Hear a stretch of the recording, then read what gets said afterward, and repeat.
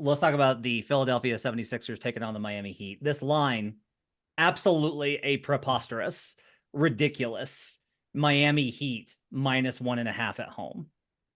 Again, I want to just like reiterate that the look ahead line that you could still bet actively at this point is the Miami Heat -1.5 at home. We have best bets on it from several. I will start with Jim Turvey.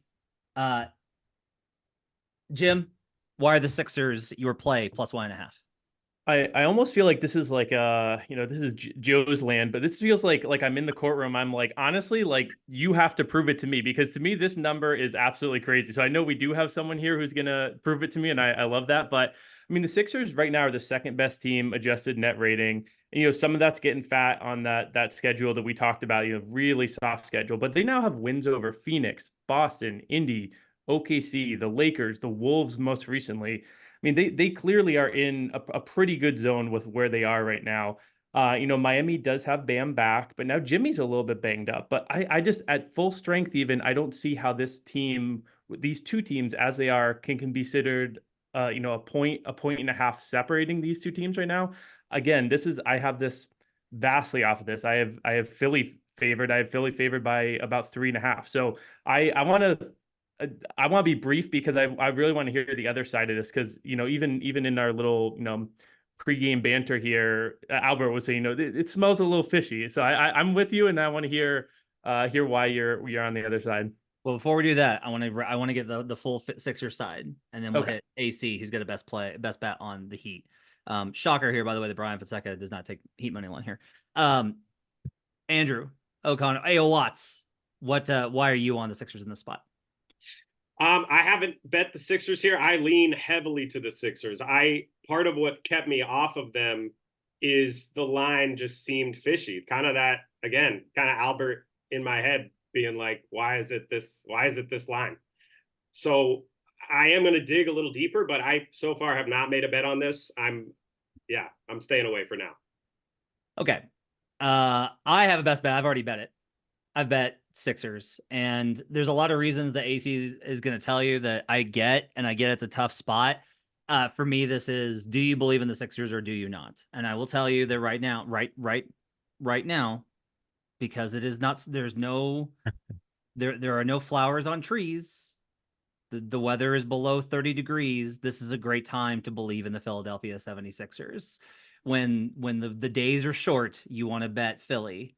As they get longer, that we go the other way. But I will give the floor to AC here, who has a best bet on the Heat -1.5.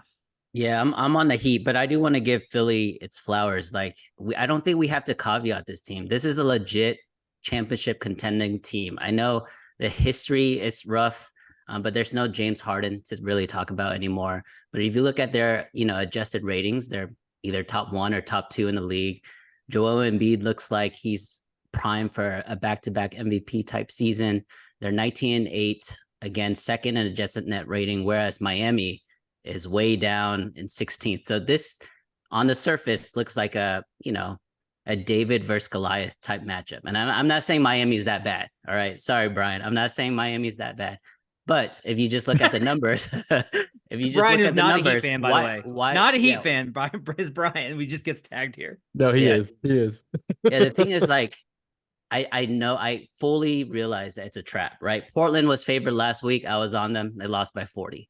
Denver was favored tonight. I'm on them -2. I think they just took the lead. Just call me Mandalorian. I see the trap. I'm going to try to fight out of it.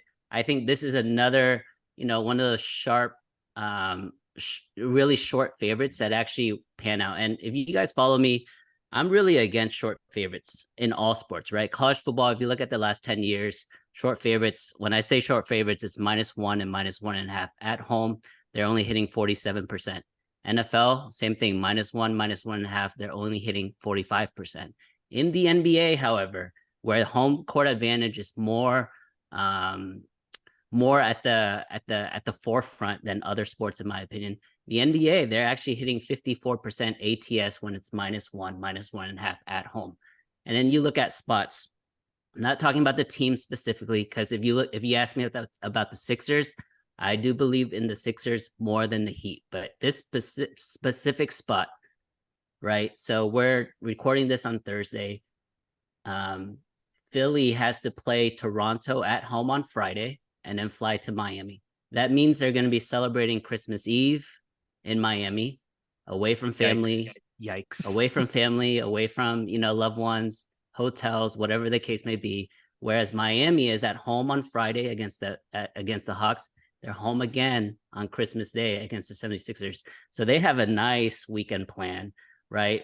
They could get fat and lazy, but I think they're going to get motivated. Coach Spo, and I just checked this right before, and it's kind of, mind blowing. He's coached the Heat for 8 games in Christmas Day games. He's 8-0. Yes, 4 of those games included LeBron James, but 4 of them didn't. So he's 4-0 without LeBron James. He hasn't had a Christmas Day game since 21. He's back on Christmas. I like Coach Spo. I'm going to take the -1.5. The spot, I will agree, is not great here. It's just that, like, there's such a huge gap between these two teams. Now, the problem is, like, look, when Bam came back and they got that win the other night, like last night, I upgraded them huge because that win over Orlando was like, that was a statement win. And I think that with Bam and with how Jaime Jaquez is playing, they're in a really good spot. But at the same time, Tyler Hero's back. So I don't know, like, you have to downgrade them as well. So I don't know, like, how to kind of balance that out. For me, this is just like, I can't get to this number. Like, if the Heat are dogs here, sure, but I've got them 6-point dogs at home based off of the power rating. I agree the spot's not great, but when I have that much of an edge, and here's the one of the, I think, the bigger things. Bam's had I've loved honestly, the most money I've ever made on a single NBA game was 2 seasons ago betting on the Miami Heat to win Game 5 at home versus the Sixers. Like, I was like, this is the one that I'm just going to load up on. And I went nuts on that game because I was so confident in Bam Adebayo's ability to match up with Embiid. It worked out. That said, I do think that this team with Nick Nurse is fundamentally different than everybody else. I think it's a much different. I think this is a different Sixers team, and I'm willing to believe it. Sean Little is laughing, so I want to know what Sean thinks about this spot.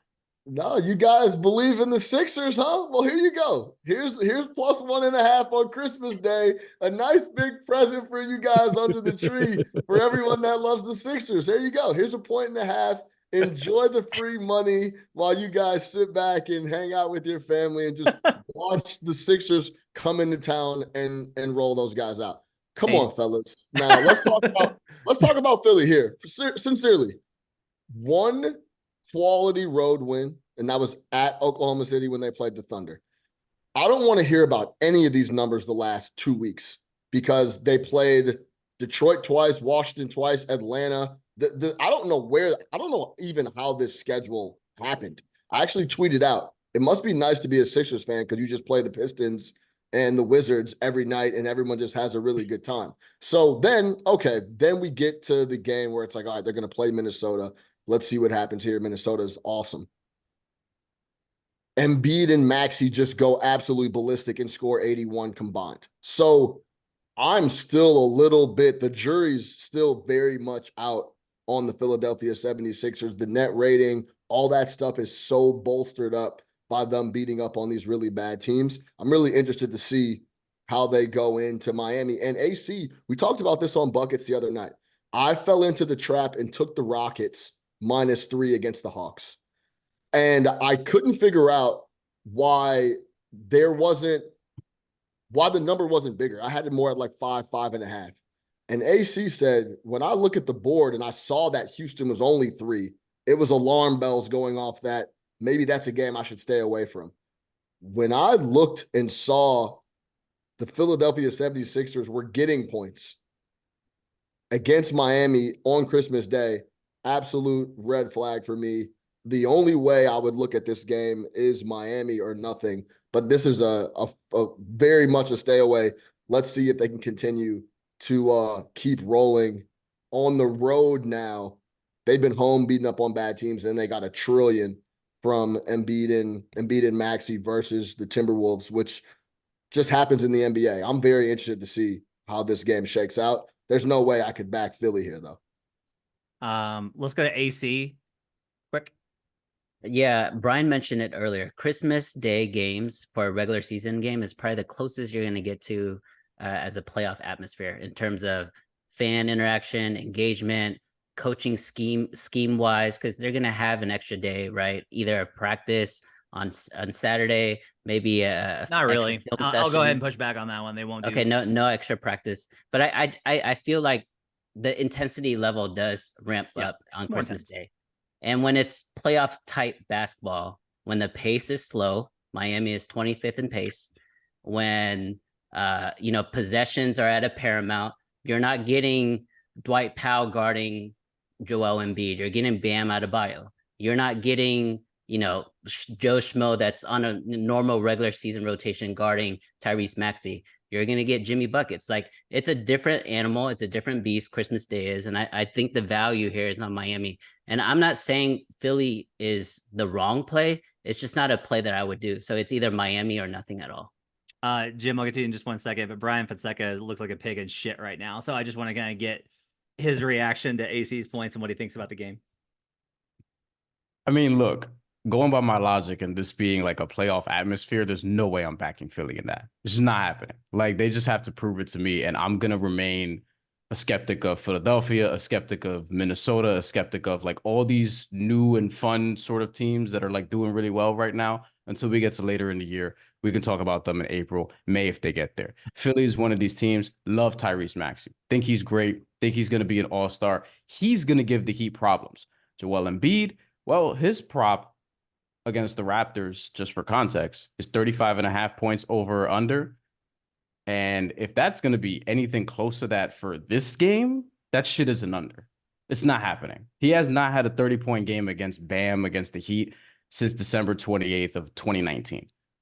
If this shit is going to be 33, 34, 35, like, I like that under more than I like even the game. But going on the game straight up, my one red flag here for Miami, and this is a major one, so I understand, and part of me, I'm a little sick. So I understand if people want to get off, but in fourth quarters this year, they are 8-20, and their point differential is minus 104. 104. That is not great, right? But I think that I don't think that's going to stay there all season long, right? I think this is a team, like, now that they're healthier, I guess we can say, although Jimmy now has a sudden calf strain, but I think it's just a bullshit Jimmy Butler, I'll take a game off injury. I think they'll all be there for Christmas, and if that's the case, then Joel Embiid is going to be inefficient again, and he's going to have problems, and Tyrese Maxey will probably be the sort of engine for the Philadelphia 76ers in that.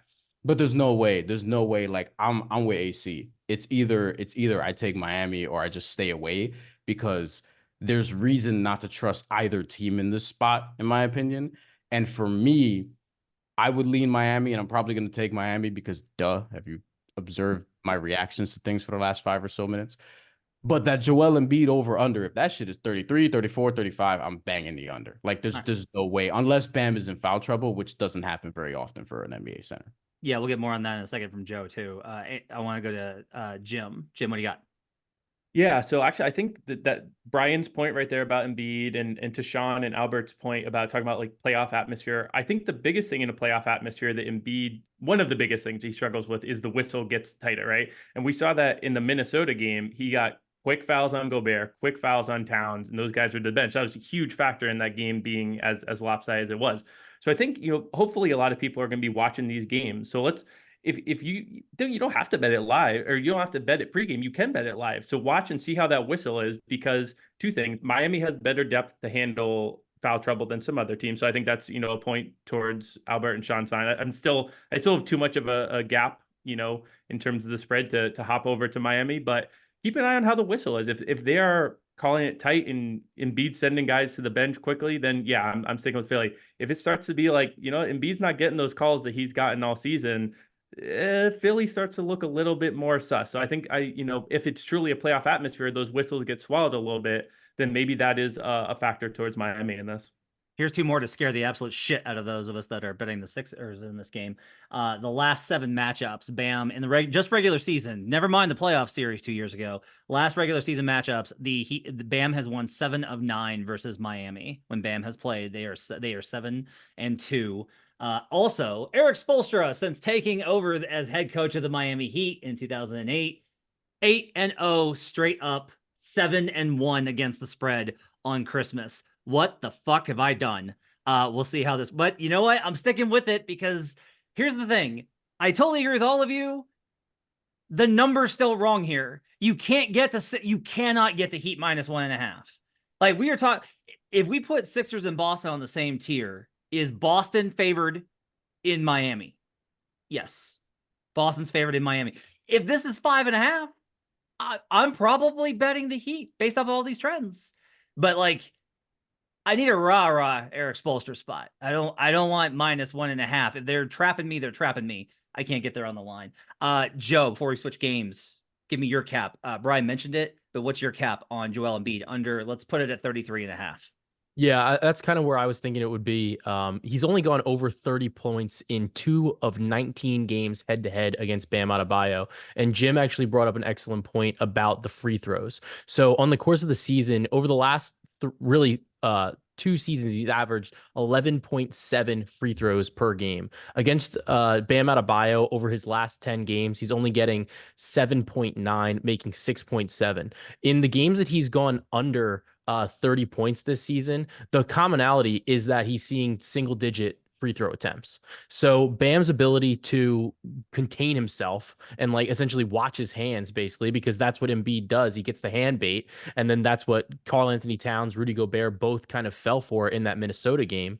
If they're able to, which Bam has been able to do successfully, is not put Embiid on the free throw line, and if the whistle's a little bit tighter as well, then maybe we don't see those extra opportunities where the clock stopped and he's actually an excellent free throw shooter. So I think that all of those things kind of matter. Additionally, when we look at the pace of this game, Miami's playing at one of the slowest paces in the NBA. So I think this is a pace down spot for Philadelphia. But couple that with the fact that you're looking at, that kind of like playoff game atmosphere. This game to me seems ripe for a slower pace game where Bam Adebayo can kind of give Embiid a little bit of difficulty. And the thing is too, if Embiid scores 30 points, everyone's gonna be like, yeah, he had a pretty good game. But when we're looking at the way this prop has been, 33.5 is not out of the question for us to see that type of line just at the numbers that he's putting up and the what he's been able to hit previously in a bunch of these games. So give me under 33.5. I would take it down. Like I would even play some all unders, to be honest with you, because over his last 10 games, he's only averaging 21.9 points per game against Bam Adebayo. So I might be looking for an all under on Embiid, to be honest with you.